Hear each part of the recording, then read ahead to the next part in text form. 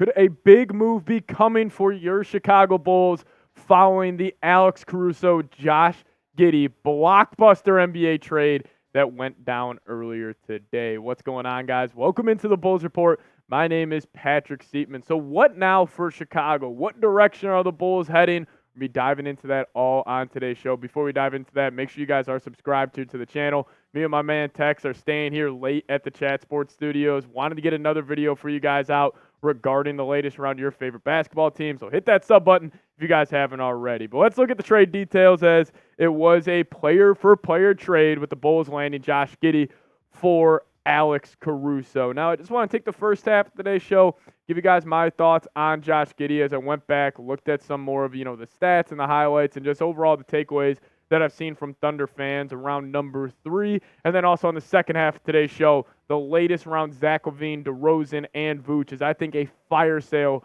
could be coming for Chicago. Let's talk about Josh Giddey here for a little bit.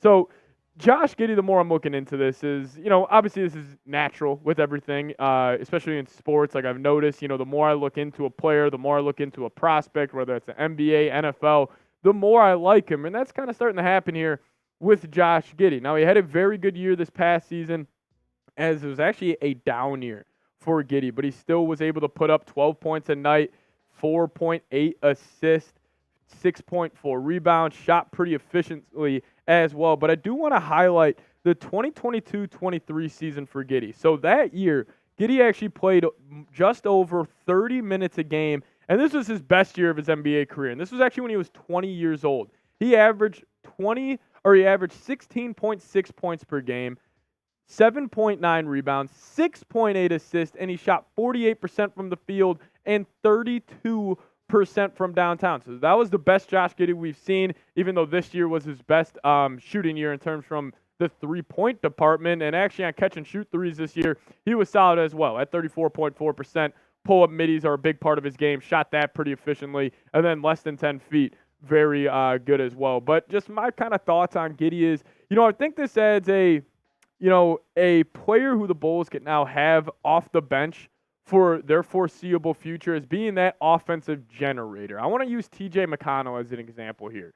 You look at what TJ McConnell did for the Indiana Pacers in this postseason, where he was that guy that just generated rim pressure, got the defense in rotation over and over again, and he was key for that bench unit in Indiana, as they were the highest scoring offense in the NBA, and a big reason of that was for the bench. So I'm hoping the Bulls have that vision in their head for Josh Giddey as being that bench point guard who can just generate offense. As we did get that report from Woj, he was saying this is, the Lonzo Ball replacement for the Chicago Bulls. I don't necessarily know if they're looking at him as that, but I think they're looking at him as a 6'8" point guard who can, beat guys off the dribble at a very high level. And, I am very curious to see how it's going to look when Lonzo does hopefully come back this upcoming season. Like, will it be Lonzo and Giddey manning that bench unit?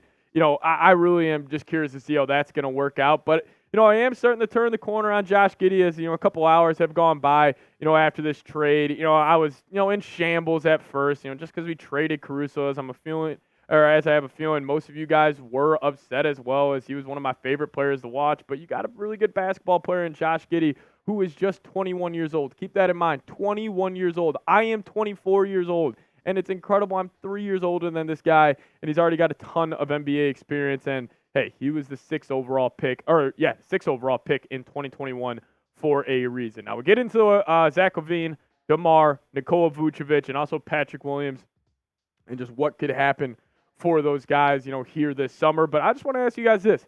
How do you feel about Josh Giddey? How do you feel about the Caruso trade? Give me your thoughts. Write me a paragraph down in the comment section. I'm just trying to get a pulse of the fan base on this, and I'll chop it up with you guys down there in the comments. So let's start off with Zach LaVine. So I did a video early on today after we got the report from Casey Johnson that the Bulls have apparently floated out there 15 different trade proposals around Zach LaVine, and he mentioned the Kings, the Sixers, and the Magic, and then he also added on the Utah Jazz to that mix. So I think either of those 4 teams could be in the conversation to land Zach LaVine, but the team I keep going back to is the San Antonio Spurs. Like, I really think they're going to be really aggressive this offseason I think they'd go all in on an elite scoring guard. And, the biggest concern for other NBA teams when trading for LaVine, or I guess there's two things. I think it's the contract, number one. And I think the Spurs are in a position with Wemby still on his rookie deal. They could, form together a title contender with Zach LaVine and Wemby. So I think they are a team that can, take on that contract and not feel the ramifications in comparison to other teams. And another big concern for LaVine is, the on the court stuff, like the defense, the leadership. Well, you bring him to San Antonio, and the Spurs culture they have, I just can't get this out of my head that I feel like we're going to be getting that notification that the Spurs are trading for Zach LaVine, and then everybody's going to freak out. The story's going to be around, how good can the Spurs be next season. But if you could somehow take the protections off that pick you have next year, as it is a top 10 protected pick, and then if it doesn't convey, it does go to the San Antonio Spurs. So hopefully, the Bulls can perform a Zach LaVine trade, as I think that's the next big move that could be happening. Now let's talk about DeMar DeRozan here. Obviously he is a free agent, but I think it's more likely than not that the Bulls could perform a sign and trade. And a team that's in my head is, what about like the team like the New York Knicks, with DeMar? And, first quickly on DeMar, I just want to say that he has been fantastic for the Bulls. There is no negative, connotation I have around his time in Chicago, as he has been stellar, just, on and off the court. Like off the court really quickly, like, I think he has more to do with the development of guys like Kobe White and Ayo Dosunmu than the Bulls' actual player development staff. Like, I think you can chalk that up to DeMar DeRozan instead of, the coaches on this Bulls roster. So, I think a team like the Knicks could be interested in DeMar. Maybe a team like the Warriors as well, as also I think they could be interested in Zach LaVine. So it will be curious to see how the Bulls handle DeMar. But also I could see Chicago, like, after this move, I could see them, trading LaVine, trading Vooch, and then also keeping DeMar as just that veteran leader in that locker room. If they do want to shift towards that youth movement, I think that could be incredibly valuable as well. And plus, he should have won Clutch Player of the Year. He's still one of the best closers we have in the league. Now, let's talk about Vooch. At all costs. That's all I'm going to say. At all costs, you move off Nikola Vucevic. You look at the numbers, you're like, oh, why would you want to trade a guy like that? 18 points, 10.5 rebounds, pretty efficient as well. And I understand all that, but I just still think with how poor he is defensively, he is still a net negative out there on the basketball court. And, Vooch is one of those guys. He's going to average 18 and 10 for the rest of his career because he is a talented basketball player. But a team I could see swinging a trade for Vooch, what about the Thunder? What if we hit back up OKC and we say, hey, we'll give you the 12th overall pick, or we say, hey, we'll give you Vooch for the 12th overall pick. I could see OKC taking that. I could also see a team like the Sacramento Kings, as they were reported that they would be interested potentially in Nikola Vucevic. So I could see them getting involved. But, no matter what happens, I would just really hope the Bulls, just do whatever it takes to move off him, because I think Vooch is one of those guys. He is Mr. NBA purgatory, where he will keep you good enough to be right there around that play-in tournament, but he's not bad enough where you won't be drafting, top 5 in the NBA draft. And if you guys don't know, this class coming out next year is absolutely stacked. There's 2 guys on Duke, Cooper Flagg, and I'm sleeping on the other guy's name, but he's 7'2", can shoot the 3-ball really, really well. Literally looks like a shorter at 7'2", Victor Wembanyama. But, no matter what the Bulls do moving forward, if they can move off Vooch, it would be absolutely massive. And then also Patrick Williams.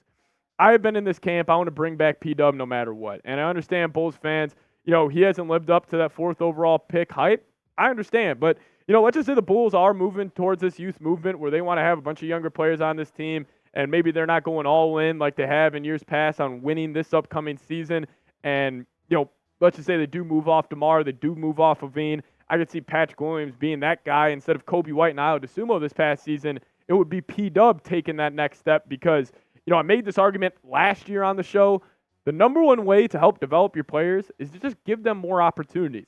And with DeMar DeRozan and Zach LaVine on the perimeter, most of those shots and usage went to them. Well, let's switch it up. Let's have it go to Patrick Williams. Have him truly play that 3 position, which I think is when he is at his best. Obviously, there are some stats out there that suggest he is better at the 4, but I think he is more of a 3. And plus, you guys got to look at the Eastern Conference right now. Look at the Boston Celtics. They got Jaylen Brown, Jason Tatum. There's some really good wings out there, and you need wings to win in the NBA. And he is one of those guys where he is going to go to another team and he will be successful. It will be similar to Lauri Markkanen. So I know Bulls fans, we're out on, Patrick Williams, maybe just because he hasn't lived up, to that hype of being the 4th pick. But I'd take a chance on him again. I'd run it back with P-Dub, and hopefully he turns out to be your 3 of the future. But you got another guy in Josh Giddey now who's going to be a cornerstone of this franchise, of Ayo, Kobe White, hopefully Patrick Williams. Then you got to throw Josh Giddey's name in there as well. But you guys let me know. I'm curious.